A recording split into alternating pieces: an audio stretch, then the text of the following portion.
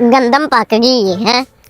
आ मुंडा खड़ा है पूछना वा भाई यार गंदम का की रेट? मैं गंदम खरीदनी है।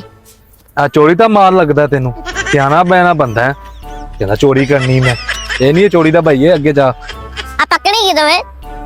भाई मेरे प्यारे भाई, ये चोरी दी नहीं है, ये मैं लाई है। मैं सारा दिन रात करके मेहनत करके लाई है कनक, ये नहीं चोरी दी हैगी। ते की रेट कटेगा फिर इंदा? तू चोरी करके वहा मेनू, जुत्तियां ना मारांगा मैं तेनू, चोरी करनी है तू। मैनू ना तेरे ते शक हो रहा है। मोटरसाइकिल भी काली, कपड़े भी काले। आ तेरी अपनी मोटरसाइकिल है? ਵੀਰੇ ਮੋਟਰਸਾਈਕਲ ਨੂੰ ਹੱਥ ਨਾ ਲਾਈਏਗਾ, ਨਾ ਨਾ ਨਾ ਨਾ ਨਾ ਨਾ, ਬਹੁਤ ਕੁੱਟਾਂਗਾ ਆਦੀ ਮਿਹਨਤ ਹੀ ਲਈ ਹੈ ਮੈਂ ਮੋਟਰਸਾਈਕਲ ਹੈਗਾ। ਤੂੰ ਇਹਨੂੰ ਕਹਿੰਦਾ ਇਹ ਵੀ ਚੋਰੀ ਕਰਨੀ, ਉਹ ਕਣਕ ਵੀ ਚੋਰੀ ਕਰਨੀ ਹੈ। ਇਹ ਟਿੱਡਿਆ ਹੀ ਆ, ਕੁੱਟ ਨਾ ਖਾ ਲਈ ਮੇਰੇ ਕੋਲ ਹੈਗਾ। चलना मैं चलना। ਐਡਾ ਤੂੰ ਰਹਿੰਦਾ ਨਹੀਂ ਵੱਡਾ ਚੋਰ।